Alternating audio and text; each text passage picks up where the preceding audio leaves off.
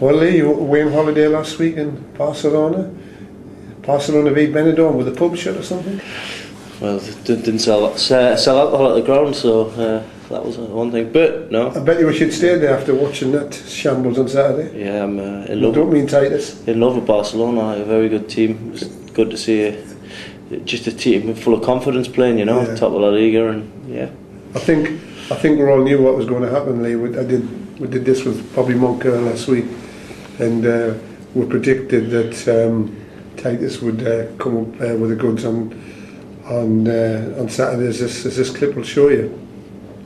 What price he has a Storming game on Saturday? That's well, yeah, it scores a goal or something. Yeah, you can bet your boots that might just happen. Now, hopefully it won't. Yeah.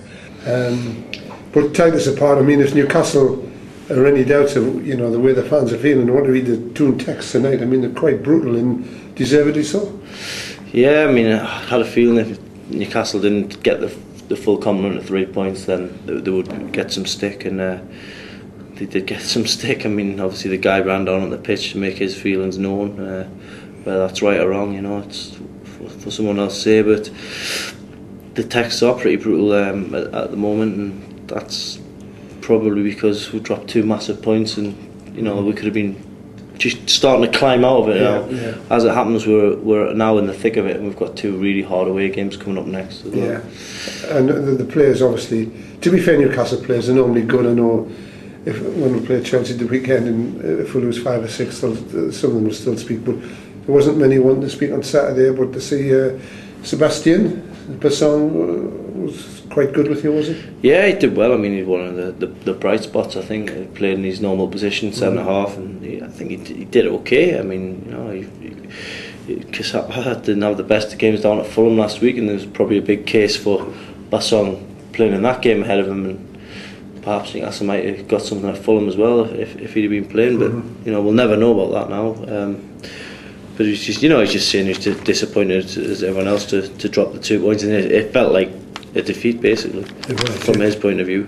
I saw Steve Bruce on Saturday night. I said, Steve, if I was you, I'd be thinking about slitting my throat after the way that the way Newcastle.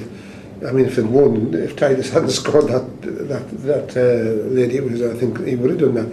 Just on the back of the night's Chronicle, Joey ruled out for 8 weeks. I mean, regardless of what might have happened in that, it's still a blow for Newcastle, because he was just coming into things, wasn't he? Yeah, it's a hammer blow really, and especially for the player himself. I mean, he's all the trouble he's had this year, and from just to start to get back into things and playing a bit, and probably doing all right, and providing that spark. And I mean, it was a crunching tackle from Cattermole.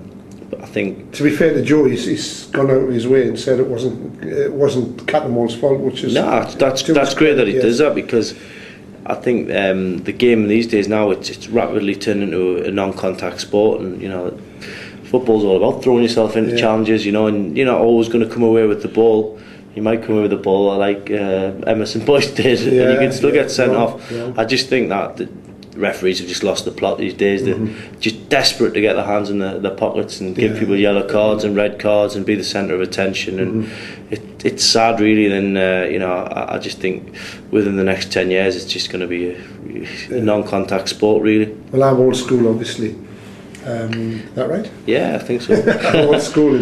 I can't agree with Graham Paul. If a player plays the ball, I don't care what happens after that. That's part of the game. But it's definitely wrong. This referee on Newcastle had everything going. The referee's decision and everything that could have gone in their favour did, and they still couldn't win. And I was worried now about the futures. I have been for a long time. Another story here: Joe, no rift with Hitman Owen.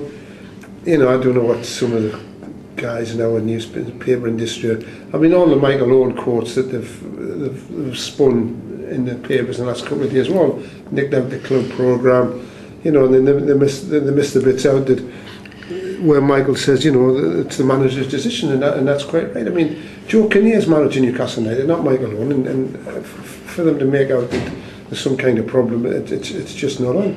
I mean, personally, I would also have Michael Owen in my team, but I'm not manager either. Yeah, I mean, with him being such a big name, he's going to attract the headlines, and I think it happened with Sam Allardyce, didn't it? People tried to come between Owen and Sam, and probably just history repeating itself, really, from that point of view. Owen, when he's in the team, he usually scores, doesn't he? It's just normal service for him. I think he'd probably start against Chelsea now. You do you? Right. Well, I wasn't going to mention Chelsea because I mean things are, you know, the Newcastle fans must be, you know, it's all doom and gloom again, and there's nothing that we can say will change that, I'm afraid. No.